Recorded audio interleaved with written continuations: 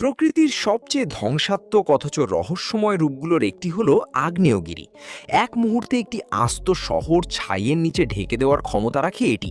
কিন্তু কখনো কি ভেবেছেন মাটির নিচ থেকে এই ফুটন্ত আগুন কিভাবে বেরিয়ে আসে? কেনই বা হঠাৎ করে পাহাড় ফুঁড়ে লাভা বেরোতে শুরু করে? ইউনো দ্যাটের আজকের এপিসোডে আমরা জানব আগ্নেয়গিরি কি এবং এটি কিভাবে সৃষ্টি হয়। আগ্নেয়গিরি আসলে কি? সহজ ভাষায় বলতে গেলে আগ্নেয়গিরি বা ভলক্যানো হলো পৃথিবীর পৃষ্ঠের এমন একটি পাহাড় যার চূড়ায় বা ঢালে ফাটল বা ছিদ্রপথ থাকে।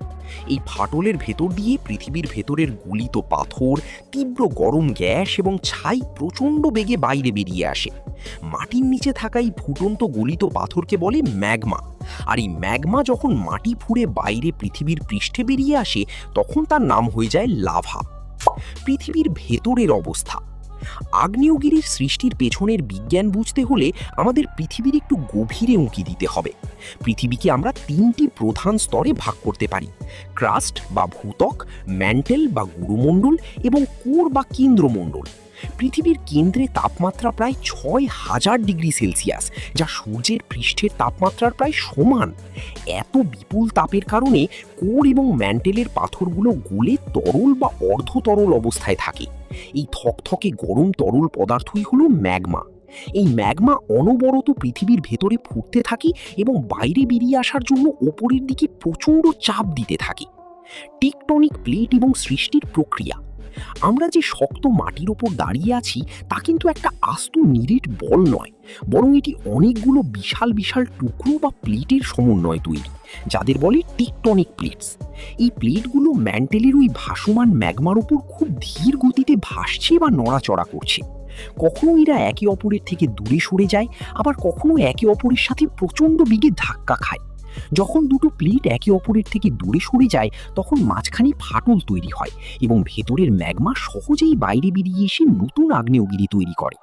আবার যখন দুটো প্লেট ধাক্কা খায় তখন একটি প্লেট আরেকটি নিচে ঢুকে গলে যায়, আর প্রচণ্ড চাপের কারণে অতিরিক্ত ম্যাগমা ভূপৃষ্ঠ ভেদ করে ভয়াবহ বিস্ফোরণের মাধ্যমে বাইরে বেরিয়ে আসে। এভাবেই জন্ম হয় একটি আগ্নেয়গিরির। আগ্নেয়গিরির প্রকারভেদ। সব আগ্নেয়গিরি কিন্তু একরকম নয়। অগ্নুৎপাতের ধরনের উপর ভিত্তি করে এদের তিন ভাগে ভাগ করা যায়। এক, সক্রিয় আগ্নেয়গিরি, যেখান থেকে নিয়মিত লাভা এবং গ্যাস বের হয়, যেমন ইটালির মাউন্ট ইটনা। দুই, সুপ্ত আগ্নেয়গিরি। এরা বহু বছর ধরে শান্ত আছে কিন্তু ভেতরে ভেতরে শক্তি জমাচ্ছে। যে কোনো দিন এরা ভয়াবহ রূপ নিয়ে জেগে উঠতে পারে, যেমন জাপানের ফুজিয়ামা। তিন, মৃত আগ্নেয়গিরি। এদের ভেতরে আর কোনো ম্যাগমা অবশিষ্ট নেই, তাই ভবিষ্যতে অগ্নুৎপাত হওয়ার আর কোনো আশঙ্কাই নেই। আগ্নেয়গিরিকে আমরা ধ্বংসের প্রতীক হিসেবে দেখলেও পৃথিবীর জন্য এটি কিন্তু অত্যন্ত জরুরি। এই আগ্নেয়গিরি থেকেই আমাদের পৃথিবীর আদি বায়ুমণ্ডল তৈরি হয়েছিল। এর লাভা শুকিয়ে তৈরি হওয়া মাটি অত্যন্ত উর্বর হয়, যা কৃষিকাজের জন্য দারুণ। এছাড়া সমুদ্রের নিচে আগ্নেয়গিরির অগ্নুৎপাতের ফলে যুগে যুগে নতুন নতুন দ্বীপেরও জন্ম হয়েছে। অর্থাৎ যা একদিকে ধ্বংস আনে তা অন্যদিকে নতুন সৃষ্টিরও পথ তৈরি করে। ভিডিওটি ভালো লাগলে লাইক ও শেয়ার করতে ভুলবেন না।